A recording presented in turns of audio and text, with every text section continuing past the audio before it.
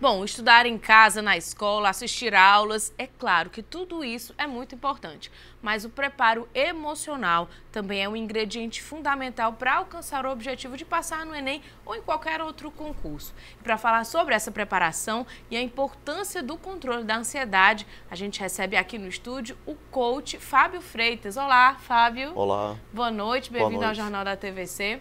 Obrigado pelo convite. Todo mundo aí ansioso para saber que dicas são essas. Realmente, o preparo emocional é tão importante quanto o preparo realmente do conteúdo? Sem dúvida. Não resta dúvida de que muitas pessoas que estão muito bem preparadas intelectualmente, na hora da prova, tem o famoso brancão, não é? Verdade. Em que você realmente acaba não conseguindo identificar onde estão os arquivos do conhecimento que você adquiriu previamente. Então, eu não tenho a menor dúvida de que esse preparo emocional é tão importante quanto o intelectual. Vamos supor, Fábio, que eu sou uma pessoa muito ansiosa e que dá mesmo esse brancão na hora da minha prova. Eu já fiz o Enem, já fiz 2, ou eu nunca fiz, tenho ansiedade de saber como é que vai ser. O que eu posso fazer? A primeira dica para que esse brancão não chegue até mim. A primeira dica é o direcionamento da energia que está sendo utilizada nesse processo de ansiedade excessiva. A gente está falando de 2 preparos, o preparo emocional e o preparo intelectual. A dica é: direcione a energia que está sendo voltada para a ansiedade, direcione para o preparo intelectual. Então, nos momentos em que o estudante ele fica excessivamente ansioso, a dica é que em todos os momentos que isso acontecer, que ele se volte para os estudos, que ele se volte para a parte intelectual. Porque quanto mais ele estudar, quanto mais ele se preparar intelectualmente, isso vai trazer mais segurança para ele. Então a primeira dica, indiscutivelmente, é buscar o preparo intelectual. Com o preparo intelectual, essa base, ela vai dar um suporte para que ele tenha a gestão das suas emoções de uma forma bem melhor, que vai favorecer a quem está se preparando para o Enem. A gente escuta falar muito que a nossa cabeça, ela domina todo o nosso corpo, né? Tem gente que chega a ficar com dor de barriga, passar mal, ficar doente na semana do Enem. O que fazer também para controlar isso, né? Esse controle, ele vai evitar que isso aconteça? Sem dúvida, tá?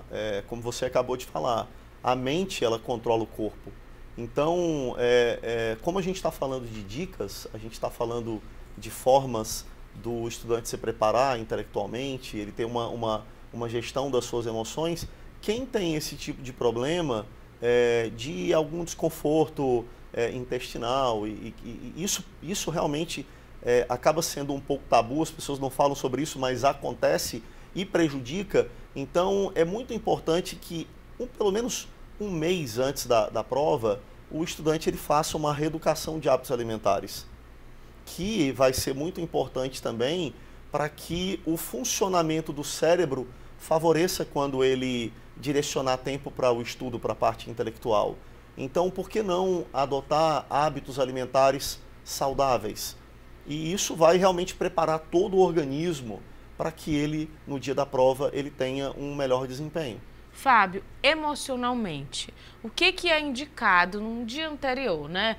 Controlar os pensamentos é uma dica? O que faz quando vem aquelas inseguranças na cabeça um dia antes, uma semana antes, quando vai chegando perto da prova? Muito bem.